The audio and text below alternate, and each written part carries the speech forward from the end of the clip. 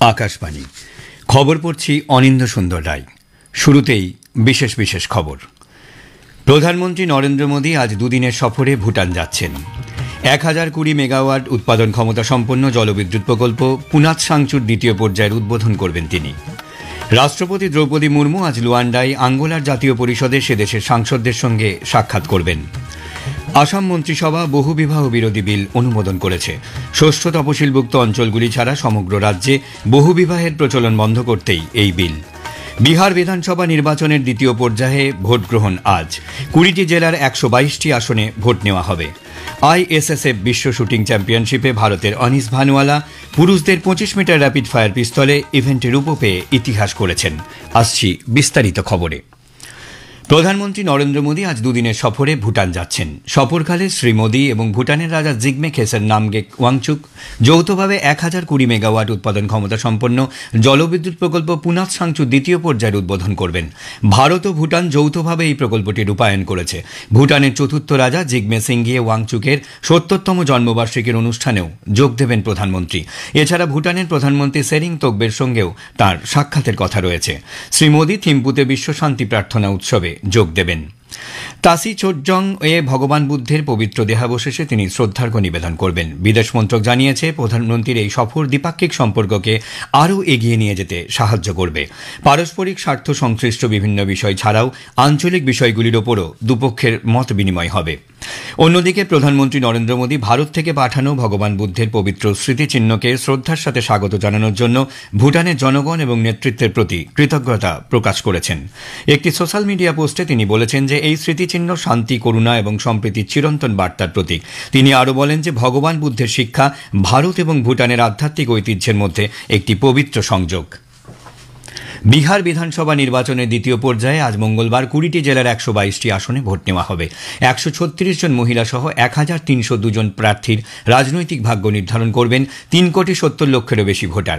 Vote গ্রহণ সকাল 7টায় শুরু হবে, চলবে সন্ধ্যা 6টা পর্যন্ত। নিরাপত্তার কারণে 7টি আসনে ভোট গ্রহণ বিকেল 5টায় শেষ হবে। চূড়ান্ত ধাপের প্রচার গতকাল সন্ধ্যায় শেষ হয়েছে। প্রচারের শেষ দিনে এনডিএ এবং মহাজোটের প্রার্থীরা বিভিন্ন বিধানসভা কেন্দ্রগুলিতে নির্বাচনী সভা এবং রোড শো করেছেন। এর আগে প্রথম পর্যায়ে 6 নভেম্বর 121টি বিধানসভা আসনে ভোট গ্রহণ অনুষ্ঠিত হয়েছিল। রাজ্যের 243টি বিধানসভার ভোট গণনা এই মাসের 14 তারিখে অনুষ্ঠিত হবে। গতকাল বিজেপির বরিষ্ঠ নেতা অমিত শাহ, রাজনাথ সিং এবং শিবরাজ সিং চৌহান বেশ কয়েকটি নির্বাচনী সমাবেশ করেছেন। জেডিইউ সভাপতি এবং মুখ্যমন্ত্রী নীতিশ কুমার, উত্তরপ্রদেশের মুখ্যমন্ত্রী যোগী আদিত্যনাথও বিভিন্ন নির্বাচনী এলাকায় একাধিক সমাবেশ করেছেন। কংগ্রেসের শীর্ষ নেতা রাহুল গান্ধী মহাজোটের প্রার্থীদের সমর্থনে জনসভা করেছেন। অন্যদিকে আরজেডি নেতা তেজস্বী প্রসাদ যাদবও জোট প্রার্থীদের সমর্থনে বেশ কয়েকটি জনসভায় ভাষণ দিয়েছেন।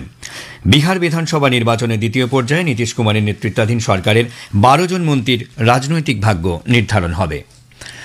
8টি বিধানসভা কেন্দ্রের উপনির্বাচনের ভোট গ্রহণ হবে আজ।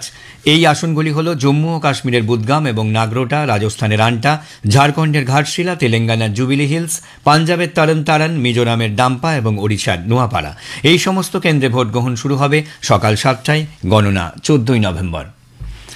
রাষ্ট্রপতি দ্রৌপদী মুর্মু আজ লুয়ান্ডায় আঙ্গোলা জাতীয় পরিষদে সে দেশের সাংসদদের সঙ্গে সাক্ষাৎ করবেন।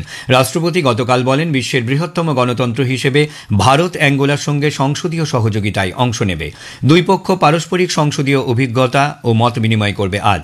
রাষ্ট্রপতি আঙ্গোলায় ভারতীয়দের সঙ্গেও আজ দেখা করবেন। বর্তমানে প্রায় 8,000 ভারতীয় রয়েছেন অ্যাঙ্গোলায়।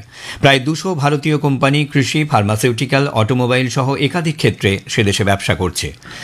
শ্রী মুর্মু গতকাল অ্যাঙ্গোলার রাষ্ট্রপতি জোয়াও লরেন্সের সঙ্গে দ্বিপাক্ষিক বৈঠকে যোগ দেন।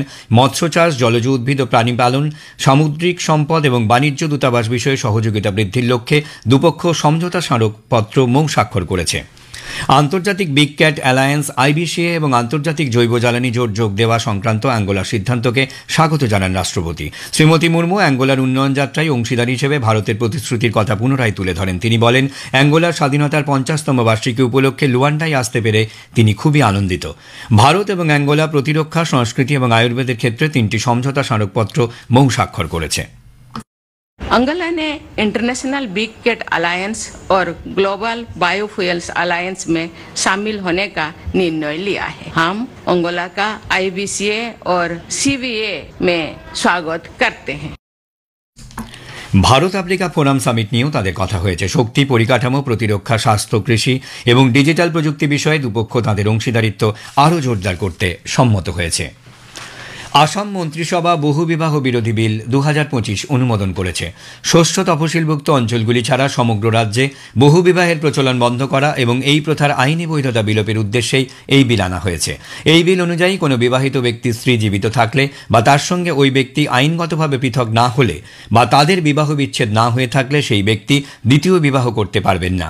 এই আইনে বহুবিবাহের কারণে ক্ষতিগ্রস্ত মহিলাদের জন্য ক্ষতিপূরণের সংস্থানও রাখা হয়েছে। এ খবর শুনছেন আকাশবাণী থেকে। উত্তরাখণ্ডে গতকাল রজত জয়ন্তী উপলক্ষে আয়োজিত এক অনুষ্ঠানে প্রধানমন্ত্রী নরেন্দ্র মোদী দেরাদুনে 8,000 কোটি টাকার বেশি মূল্যের একগুচ্ছ উন্নয়নমূলক প্রকল্পের উদ্বোধন ও শিলান্যাস করেছেন। প্রধানমন্ত্রী ফসল বীমা যোজনার আওতায় 28,000-এর বেশি কৃষকের অ্যাকাউন্টে 62 কোটি টাকার আর্থিক সহায়তা বাবদ অর্থ পাঠানো হয়েছে। প্রধানমন্ত্রী একটি স্মারক ডাকটিকিট প্রকাশ করেছেন। এই উপলক্ষে আয়োজিত এক অনুষ্ঠানে বক্তব্য রাখতে গিয়ে তিনি রাজ্যের জনসাধারণকে শুভেচ্ছা জানিয়েছেন। গত 25 বছর ধরে বিভিন্ন ক্ষেত্রে উত্তরাখণ্ডের অভূতপূর্ব উন্নতি হয়েছে। প্রধানমন্ত্রী নতুন নতুন ক্ষেত্রকে চিহ্নিত করে উন্নয়নের গতি বৃদ্ধির পরামর্শ দেন।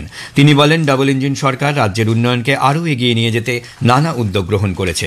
এই অনুষ্ঠানের আগে প্রধানমন্ত্রী একটি প্রদর্শনী ঘুরে দেখেন। তিনি উপস্থিত সকলের সঙ্গে মতবিনিময় করেন। প্রধানমন্ত্রী নরেন্দ্র মোদী গতকাল গোয়ায় অনুষ্ঠিত আয়রনম্যান 70.3 সাঁতার প্রতিযোগিতায় অংশগ্রহণকারীদের শুভেচ্ছা জানিয়েছেন। সমাজ মাধ্যমের একটি পোস্টে তিনি বলেন, দেশের তরুণ প্রজন্মের মধ্যে অংশগ্রহণের প্রবণতা বাড়ছে। ফিট ইন্ডিয়া আন্দোলনে এই ধরনের ইভেন্টের ভূমিকা গুরুত্বপূর্ণ বলেও উল্লেখ করেন তিনি। 2047 সালে স্বাধীনতা শতবর্ষে দেশ এক উন্নত অর্থনীতিতে পরিণত হওয়ার পথে অগ্রসর হচ্ছে বলে খনিমন্ত্রী জি কিষাণ রেড্ডি জানিয়েছেন। কলকাতায় আজ হিন্দুস্তান কপার লিমিটেডের 59তম প্রতিষ্ঠা দিবস উপলক্ষে ভিডিও কনফারেন্সিংয়ের মাধ্যমে খনিমন্ত্রী বলেন, কেন্দ্রীয় সরকার গুরুত্বপূর্ণ খনিজ পদার্থগুলির অনুসন্ধানে ন্যাশনাল ক্রিটিক্যাল মিনারেল মিশন চালু করেছে। এই প্রকল্পে 34,000 কোটি টাকা বরাদ্দ করা হয়েছে।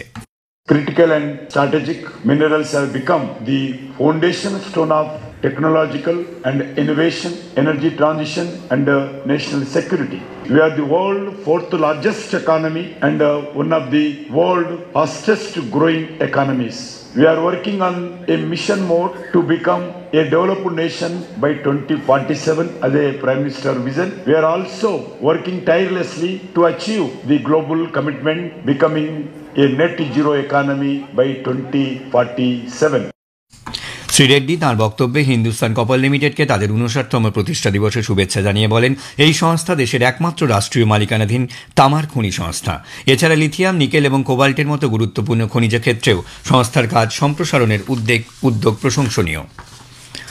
মার্কিন রাষ্ট্রপতি ডোনাল্ড ট্রাম্পের তথ্যচিত্র ইস্যুতে বিবিসির মহানির্দেশক টিম ডেভি এবং সংবাদ বিভাগের মুখ্য কার্যনির্বাহী আধিকারিক ডেবোরাহ টার্নেস পদত্যাগ করেছেন। সূত্রের খবর, ফাঁস হয়ে যাওয়া বিবিসির একটি আভ্যন্তরীণ নথিতে দেখা গেছে যে একটি তথ্যচিত্রে মার্কিন রাষ্ট্রপতির ভাষণ 2 জায়গায় কাটছাঁট করা হয়েছে। এর মাধ্যমে 2021 সালের ক্যাপিটাল হিলসের সংঘর্ষে ট্রাম্প প্ররোচনা দিয়েছেন বলে মার্কিন নাগরিকদের কাছে মিথ্যা তথ্য দেওয়ার চেষ্টা করা হয়েছে বলে অভিযোগ। নিউজিল্যান্ডের টোঙ্গারিরো জাতীয় উদ্যানে দাবানলের ফলে 1600 হেক্টরের বেশি অঞ্চলে সবকিছু পুড়ে গেছে। তবে এই অগ্নিকাণ্ডে কোনো প্রাণহানির খবর নেই। ওই বনাঞ্চলের পার্শ্ববর্তী অঞ্চলের বাসিন্দাদের নিরাপদ স্থানে সরিয়ে নিয়ে যাওয়া হয়েছে। দমকল কর্মীরা 4টি দলে ভাগ হয়ে আগুন নেভানোর কাজ চালিয়ে যাচ্ছেন। এই কাজে 5টি বিমান এবং 12টি হেলিকপ্টার ব্যবহার করা হয়েছে। থাইল্যান্ড ও মালয়েশিয়া সীমান্তের কাছে নৌকাডুবির ঘটনায় বেশ কিছু মানুষ নিখোঁজ। মৃত্যু হয়েছে একজনের। দক্ষিণ থাই দ্বীপের কাছে যাত্রীবাহী ওই নৌকা উল্টে যায়। 10 জনকে নিরাপদে উদ্ধার করা সম্ভব হয়েছে। ভারতের আবহাওয়া দপ্তর আইএমডি মধ্যপ্রদেশ, ছত্তিশগড় এবং ঝাড়খণ্ডে শৈত্যপ্রবাহের পূর্বাভাস দিয়েছে। পূর্ব রাজস্থানেও আজ শৈত্যপ্রবাহ চলবে। আগামী 2 থেকে 3 দিন উত্তর পূর্ব ভারতে সর্বনিম্ন তাপমাত্রা 2 থেকে 3 ডিগ্রি সেলসিয়াস হ্রাস পাওয়ার সম্ভাবনা। আবহাওয়া দপ্তর আজ তামিলনাড়ু, কেরালা এবং মাহেতে ভারী বৃষ্টিপাতেরও পূর্বাভাস দিয়েছে। আইএসএসএফ বিশ্ব শুটিং চ্যাম্পিয়নশিপে ভারতের অনিশ ভানুয়ালা পুরুষদের 25 মিটার র্যাপিড ফায়ার পিস্তল ইভেন্টের রূপ পেয়ে ইতিহাস গড়েছেন। অনিশ ফাইনালে 28টি লক্ষ্যভেদ করেন। কোনো অলিম্পিক ইভেন্টে বিশ্ব চ্যাম্পিয়নশিপে অনিশ হলেন প্রথম পদকজয়ী ভারতীয় শুটার। শেষ করার আগে খবরের বিশেষ কিছু অংশ আরও একবার। প্রধানমন্ত্রী নরেন্দ্র মোদী আজ 2 দিনের সফরে ভুটান যাচ্ছেন। 1020 মেগাওয়াট উৎপাদন ক্ষমতা সম্পন্ন জলবিদ্যুৎ প্রকল্প পুনাত সাংচুর 2য় পর্যায়ের উদ্বোধন করবেন তিনি। রাষ্ট্রপতি দ্রৌপদী মুর্মু আজ লুয়ান্ডায় আঙ্গোলা জাতীয় পরিষদে সে দেশের সাংসদদের সঙ্গে সাক্ষাৎ করবেন। আসাম মন্ত্রিসভা বহুবিবাহ বিরোধী বিল অনুমোদন করেছে। ষষ্ঠ তফসিলভুক্ত অঞ্চলগুলি ছাড়া সমগ্র রাজ্যে বহুবিবাহের প্রচলন বন্ধ করতেই এই বিল। খবর এখানেই শেষ হলো। পরবর্তী সংবাদ সকাল 7:25 মিনিটে।